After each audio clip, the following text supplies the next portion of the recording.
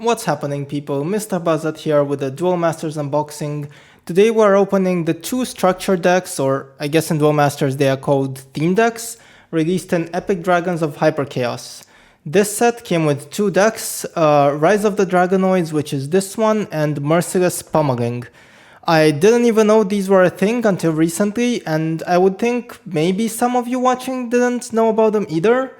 Anyways, I have not looked up the contents of these in advance because, well, I like surprises, but just from looking at the boxes I can guess that this one is some fire-based Dragonoid deck and this one might be some more control-y darkness deck with Necro Dragons. But I guess we'll have to see. I'll be opening these up and then I'll be playing a show match, pitching them one against the other to see which one comes out on top. I for one am super excited about it, so let's get going. So let's toss aside this one for now and we'll start with Merciless Pummeling, the darkness one. As you can maybe see, the box is not really in perfect condition. There's been some dents in the shipping, but alas, I think, it's a sealed product and the cards inside hopefully shouldn't be damaged. So let's get started with opening this one.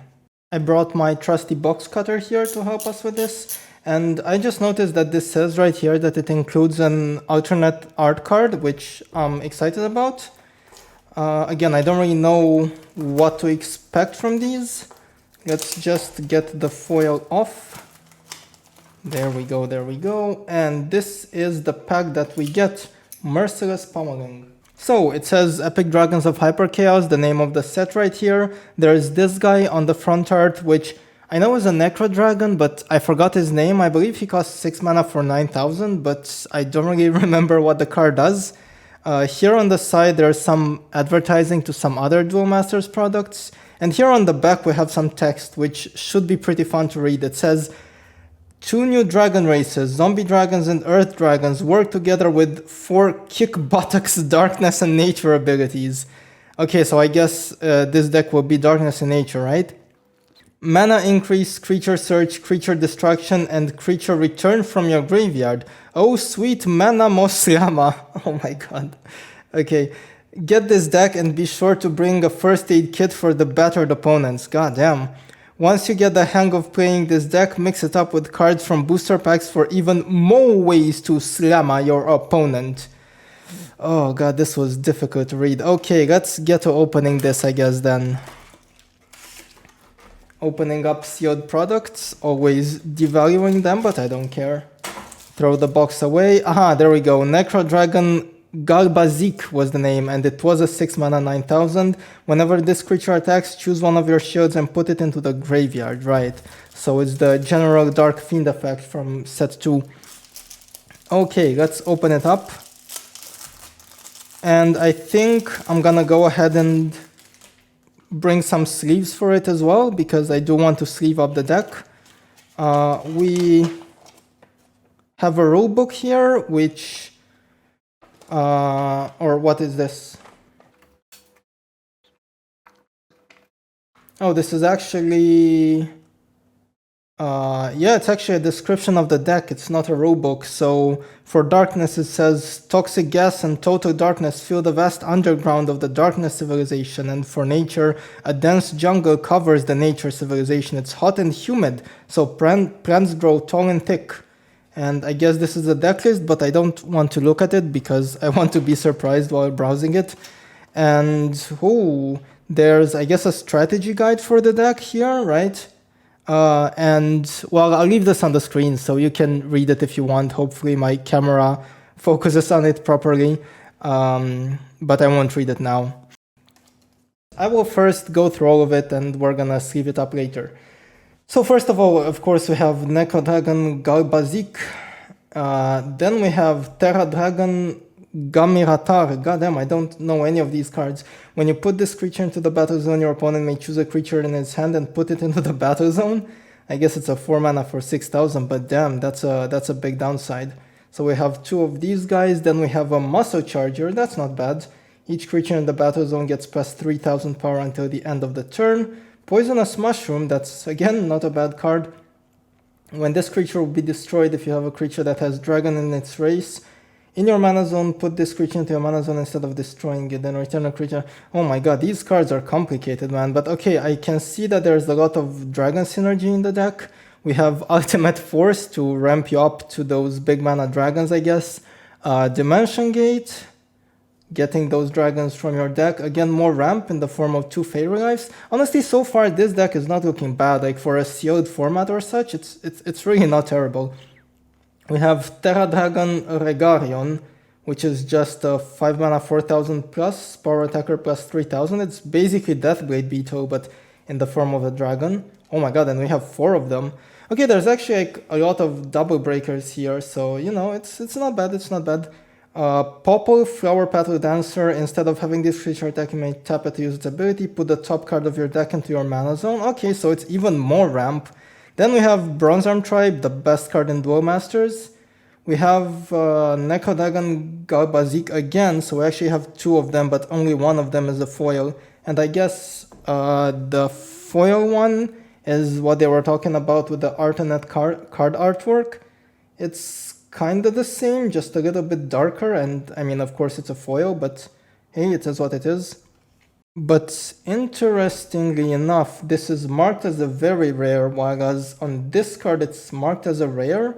I don't think the card is a very rare. I mean, I know, okay, it's printed as a foil, but it's interesting that they changed the rarity on it. I don't think they do that very often. I hope the pack isn't fake. I mean, all of the cards are looking pretty real so far. Let me just look this up real quick. So apparently, yeah, this is real. Like, they actually printed it in very rare form, which is, yeah, I don't know if it's something that they usually do. Usually, if they print a foil, they still, like, either make it a promotional rarity or just keep the original rarity, right? But in this case, they made it a very rare, which is interesting. Anyway, moving on, we are going to the darkness section with Proclamation of Death. And we have 2 of those, Dark Reversal for that grave retrieval of the big dragons, I guess. 1 Swamp Worm, which is, you know, it's not a bad card for removal. 3 Faced Ashura Fang. I have no idea what this card is. When you put this creature into the battle zone, choose one of your shields and put it into your hand. You can't use the shield trigger ability of that shield. Not terrible. It will never turn its back on you. It can't. Okay. Ooh, Dimension Splitter. Wow, that's actually a good card for this deck. I was not expecting it. So for this one, when you put this creature into the battle zone, you may return all creatures that have dragon in their race from your graveyard to your hand. So this gets you all of your dragons back when you play it. And this deck does run a lot of dragons, so that's nice. Also, Corpse Charger, another good card to get those dragons back. Okay, so my camera decided that it wanted to overheat and interrupt the recording, but you know, it is what it is. Where were we? We have Necrodragon Gilland, who is a double breaker, and when this creature wins a battle, destroy it after the battle. So this is yet another cheap double breaker, and we have 4 of them. So it seems like this deck really wants to summon a lot of cheap double breakers, and even if they die, you can just bring them back with the grave removal. We have Cursed Pincher, which is a blocker and a slayer. That's not terrible. Then we have a whole bunch of Bloody Skeetos. And finally a Wandering Brain Eater, which is probably the worst card in the deck. Overall, I think the deck is actually pretty solid. It's better than I expected for, like, you know, a pre-constructed seal deck. I think it has some potential, and I'm curious to see how it stacks up against the other deck. So let's move on to the second one, which is Rise of a Dragonoids. This one I'm super curious about, to see what they do with Dragonoids. I don't recognize the card on the artwork. I actually have no idea what it is. But let's just get it open and see what it has in store for us.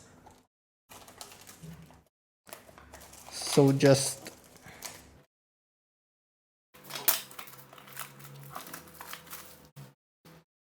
Alright, let's see. So just as before, the same kind of feeling with the green color theme, and then on the side we have the advertisements for other products, and the description of the deck on the back side is: fiery, fast, and deadly Dragonoids team up with a new race of dragons, Volcano Dragons, to hack away at your opponents.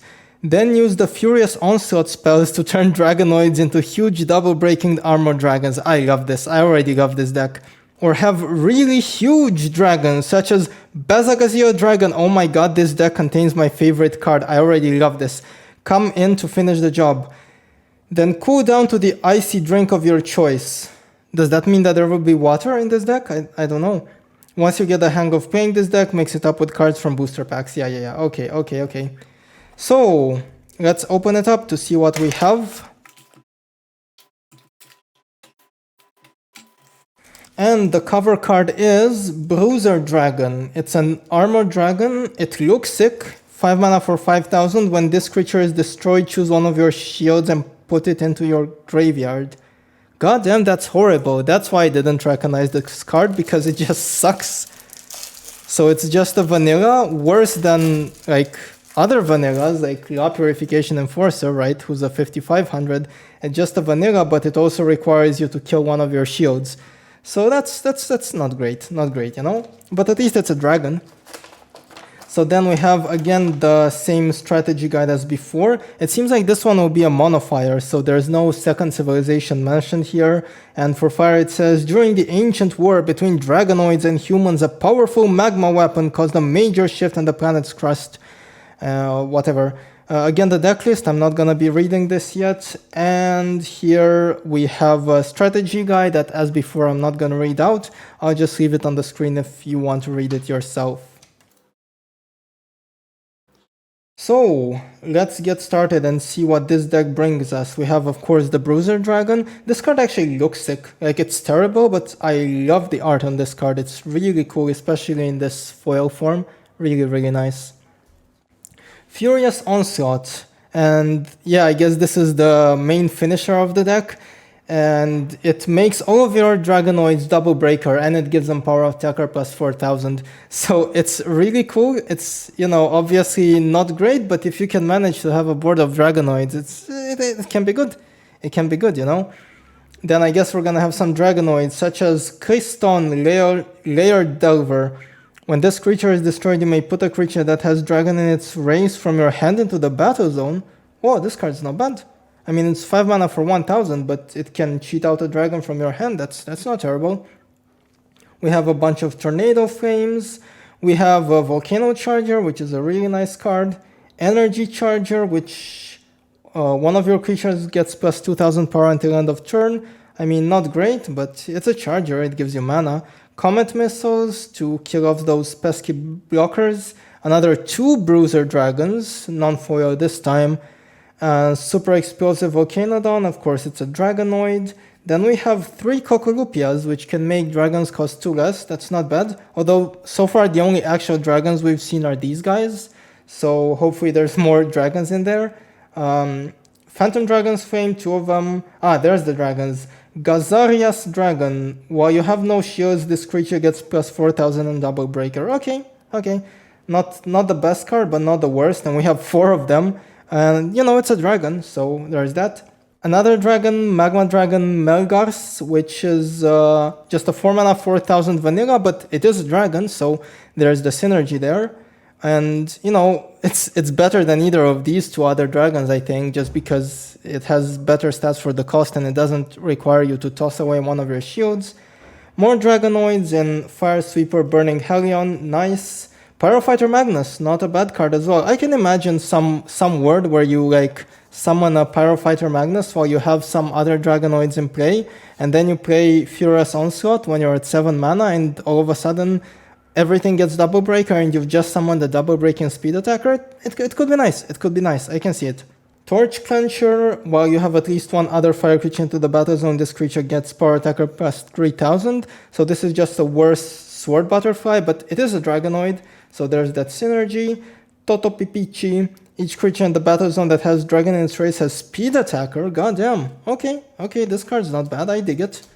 Deadly Fighter Braid Claw as well. Yep, we have 3 of them, but... Hold on, where is the Bazagazio Dragon? Didn't this deck promise us a Bazagazio Dragon? And have really huge dragons such as Bazagazio Dragon come in to finish the job. Where is the Bazagazio Dragon? Did I get scammed here? Where's our Bazagazio Dragon? Should I have had one and I just don't have it? Let's look at the deck list real fast here. There is no Bazagazio Dragon, they just straight up lie. What? They just straight up lie about the Bazagazio Dragon on the box. That's scammy. And I was getting excited as well that I would see my favorite card into play, but there's just no Bazagazio Dragon here. I mean, honestly, this deck I think is worse than the other one, but it can steal wins with just, you have Deadly Fighter Braid Claws that can break a few early shields, and if you have an early board of things, you can always Furious Onslaught for the finish. And you also have these dragons that you can discount with Cocolupia, which might lead to just swarming and overwhelming the enemy. So we'll just sleeve up both of these decks and we'll just pitch them against each other to see which one will win. And I'm really excited to see the results.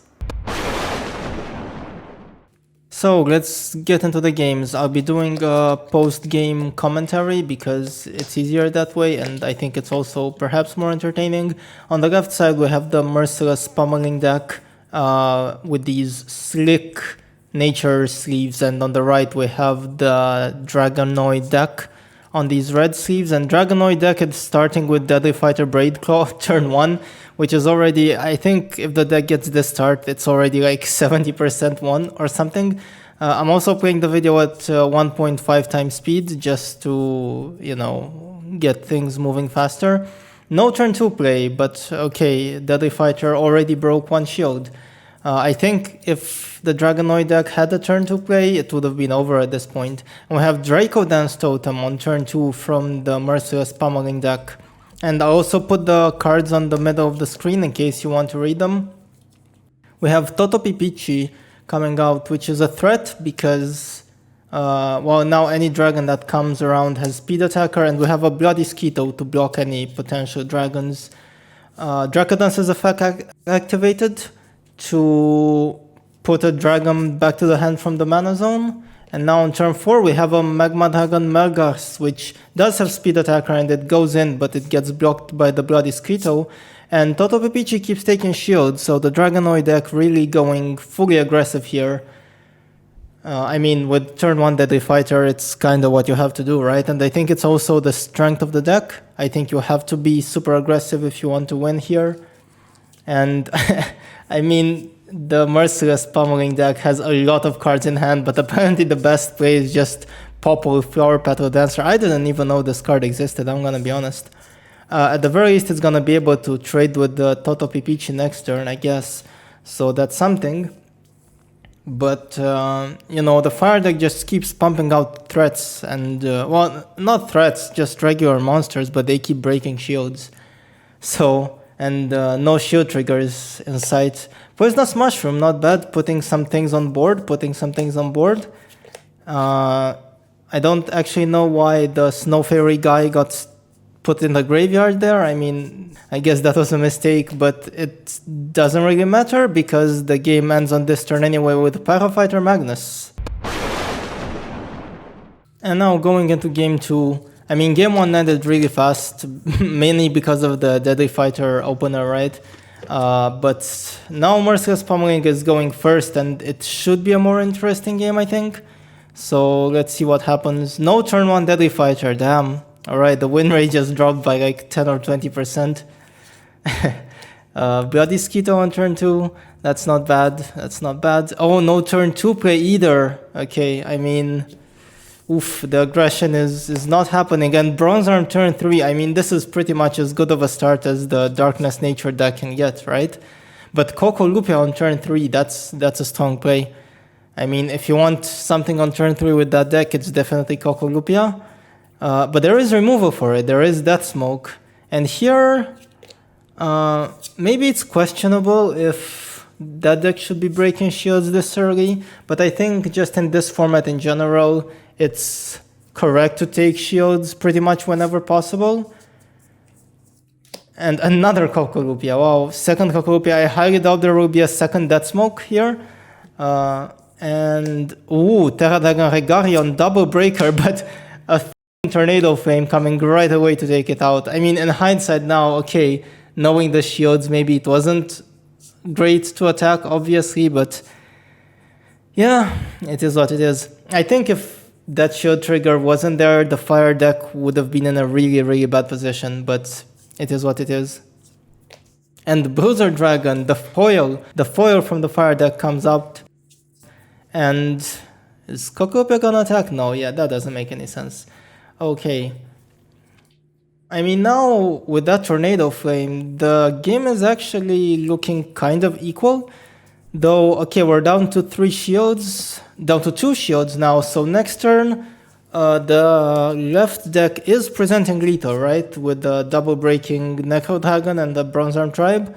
But I'm assuming the Bronze Arm Tribe will get traded out by Bruiser Dragon or Kokolupia even. Okay, there's Magnus as well, so the Bronze Arm Tribe will definitely die. And Gazaria's Dragon is interesting because while there's no shields, it gets double breaker. So if those last 2 shields get broken next turn, then the fire deck is actually presenting quite a threatening board. And I think here, yeah, fire deck, should it go in or not? I mean, there is a Bloody Skeeto, but it could, yeah, no speed attackers in hand or anything, but the fire deck could still present. Yeah, I don't think you can outlast it. Like, your last shields will be gone next turn, so you kind of have to just go in and pray here, I guess. Because, yeah, now the Darkness Nature deck will probably play a bunch of monsters, and there's no way to deal with these things, right? So it's pretty much guaranteed GG here. Oh, shield trigger Phantom Dragon's Flame, and I actually remember this turn. This next turn will be something. So there's 2 Magma Dragons in hand, but with no speed attackers, there's like no way to go for game here, right? But the draw for the turn is actually Totopipichi, which turns all dragons into speed attackers, and both dragons cost 2 less because of Kokolupia. And Gazaria's Dragon is a double breaker because there's no more shields. And all of these things combined, okay, there's a trigger Dark Reverser, but there will need to be more triggers. And actually, yeah, I don't think there's any trigger that wins the game at this point. And there is a trigger, but it's Dimension Gate. So yeah, the fire deck wins because of Totopipichi, I guess.